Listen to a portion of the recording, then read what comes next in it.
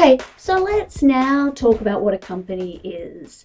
Now, I can guide you to all the important requirements. So we can talk about it being an artificial legal person, that it can sue and be sued in its own name, it can enter into contracts, has perpetual succession, it was created by statute, it's managed by directors and owned by shareholders, blah, blah, blah, blah, blah, blah.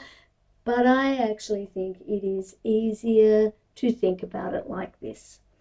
Before we had a company, if somebody wanted to own something or develop a business or something like that, essentially they would expend their own capital, so spend their own money and acquire assets. So just say I own a railway. I've always wanted to own a railway. See, I have a little diesel 10 here and a couple of little engines and stuff like that. Actually, let me move on to the slide that I want to show you. And if I own these assets, if something terrible happens, let's say I don't own one of the engines, they crash, it all goes terrible, it's all fun and games if you're a 4-year-old, but people get hurt, my engines are damaged. There is a point where I am very, very worried about actually investing in a company. So if I own these assets, they're my assets. I get all of the benefits from exploiting those assets, but I also take on all of the risk. So essentially the company is, I'm using this plastic bag that I'm holding as my metaphor for the legal person. The company is separate from me. I own the company. I am the sole shareholder of the company. But the assets themselves are inside the company. I no longer have ownership of those at all. And over time, as these assets produce money, I have a lot of really big bucks here. They've sold rides on their trains, etc. That money also belongs to the company. Now, over time, as those assets produce money, that could be spent, some of it, take some money out, buy an extra carriage. The company's value continues to grow. If one of those carriages gets broken, it runs out, it comes out, the company's assets shrink. It may be that the value of the company as a whole has gone up or has gone down, but me, potentially as its sole shareholder, I don't own anything that's inside the company. I only owe the company. The company itself might enter into a range of different contracts and arrangements with third parties, suppliers, with its customers, etc.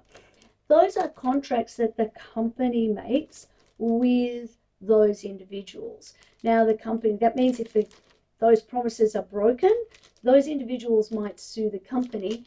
They can't sue me because I am not the company. I am not the one who entered into a contract with them.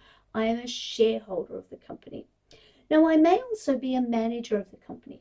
I could do that as an employee. I could do it as a director. In fact, I could do both at the same time.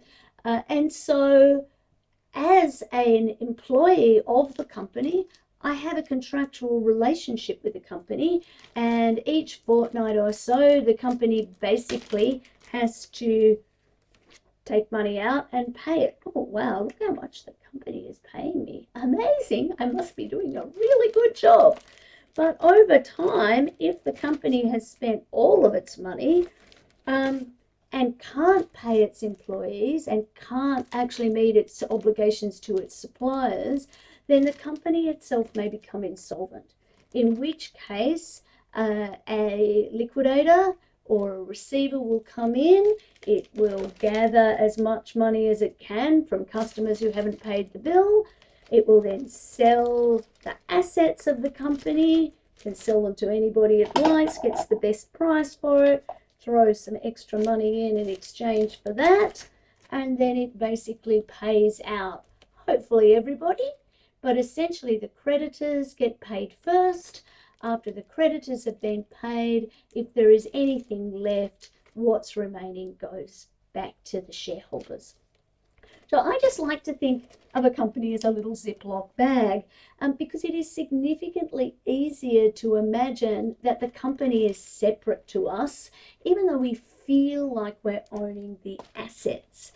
And as we go forward, this is going to be really important, because one of the biggest issues that we need to get our heads around, if we're thinking about the similarities and differences between companies and DAOs, will be the role that shareholders play and managers play. In the company and the DAO, as we understand it, they are quite different. So questions, concerns, frustrations, or compliments, please ask me. And in the next video, we'll talk a little bit more about the role of shareholders and look at a really ancient case, which gives us a really good understanding of the difference between a shareholder, a creditor, and a member, a member of the board, a director of a company. And that case is called Solomon and Solomon.